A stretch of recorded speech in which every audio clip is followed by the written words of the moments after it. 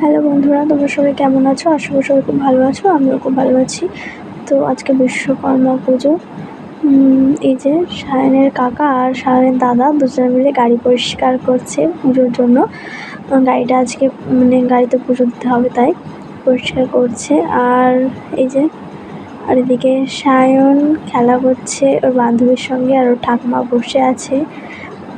ও আমাকে বলছে কাকিমা ছবি তুলছে। ও জানে যে আমি ছবি তুলছি। ওই যে দেখাচ্ছে আঙুল দিয়ে দিয়ে। তারপরে ওর একটু রাগ হয়ে গেছিলো, চলে গেছিলো। দিয়ে ওর কাকা আবার ধরে নিয়ে আসলো রাস্তা থেকে। খুব রাগ ওর, তো রাগ হয়েছিল বলে চলে গেছিলো।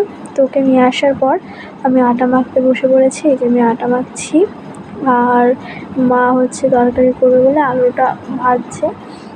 তরকারি ঘুগনি করবে সেজন্য আলু ভাজছে। আর এই যে মটরগুলো দিয়ে দিল কড়াইতে।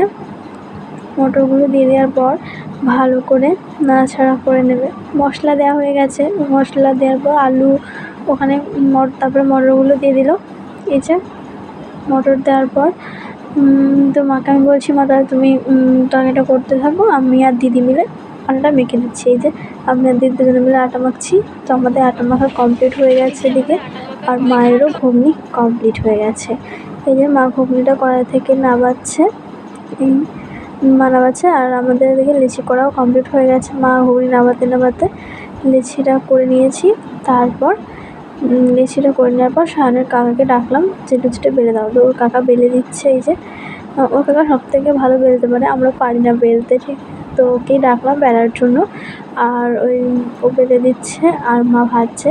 এই যে মা তেলের মধ্যে লুচিটা ছেড়ে দিয়েছে। ফুলকো ফুলকো লুচিগুলো ভালোই ফুলছে। আমাদের দ্বারাই হয় না লুচি করা আর কি। এই যে মা উল্টে দিল। তো মা লুচি ভাজতে আমি চান করতে চাই। তো এই যে আমি স্নান করে চলে এসেছি।